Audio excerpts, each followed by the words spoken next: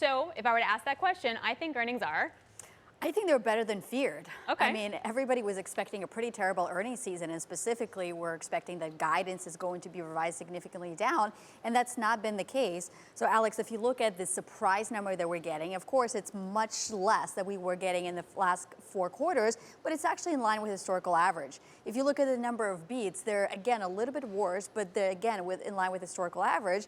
But I think the big consolation for the market is the fact that we're starting to see the numbers for 2023 come down, for example, but it's not plummeting by 5 or 6%. It's falling by 1 or 2%, maybe at most. And I think that's what's giving the market a lot of consolation here. Anastasia, good to speak to you. Good afternoon from London. Another way to answer the question, I think earnings are distorted by energy. Is that something that concerns you? I mean, obviously, energy is a big outlier here, and it's one of our favorite sectors as well. But no, it doesn't concern me greatly because if you look at the sectors, they are surprising in general, and there's lackluster growth for sure, but there's still growth. And I think that's what's really most important here. We have not heard terrible guidance. I mean, sure, there's some retailers that have been impacted more so than others, but even if you look at the tech trade, for example, and if you kind of, detangle the FANG trade, there's still companies that are tied to cloud, they're tied to enterprise spending, they're growing quite nicely. They're slowing down, but maybe cloud is now growing at 40%, but maybe it's growing at 33%, and that's a very good thing. So I don't think it's just the energy trade that's really keeping the earnings intact here. So to that point, it felt like my takeaway from this week also was that if you're exposed to certain parts of the consumer, you're feeling the pain because consumers are spending, but what they're spending on is changing very quickly, and that's really creating some winners and losers. Do you think that we've re-rated enough on the loser side at this point?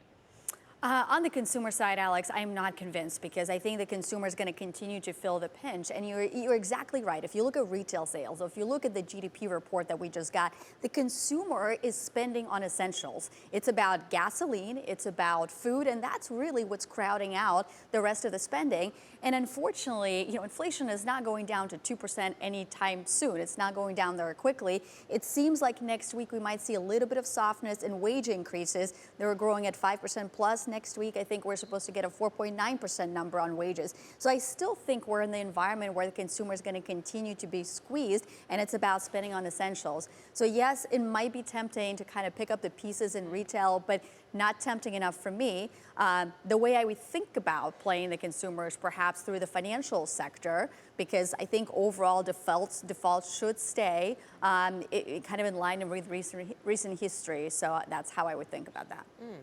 That's interesting. I was wondering whether the earnings story was telling us a tale of two consumers, Anastasia. One that is squeezed, as you described, and one that seems to have the money to go and buy luxury goods. And I mean, maybe that's more of a global story, a bit more of a European story, perhaps. But all of the luxury companies reporting this week, Hermes, LVMH, Kering, and the rest, telling a very resilient story. That's more than the US, obviously. That's a global picture. But I wonder if that's an investable theme around luxury. I think it is a tale of two consumers for sure. Of course, the lowest quintile of consumption spending is squeezed very much, and 94% of the consumption happens to be on the essentials like food, gasoline, transportation, and shelter, and that's not the case for sort of the upper income class consumer. But I don't think that part of the consumption basket is immune either. Part of it has to do with future wage increases. I think part of it has to do with exposure to financial assets. And I think where the upper class consumers may get squeezed is that this has not been a great market for returns of anything. So I probably wouldn't count on the luxury to be the leader here. And Anna, at the end of the day too, it's all about margins. I just don't see the margins in the consumer discretionary sector being the best ones out there. I think they are already tight, they're getting squeezed, and so where I would rather take that margin risk would be in a sector like software, for example, where those margins are 2 times that of the S&P 500, and the enterprise spending I expect to be a lot more resilient than retail.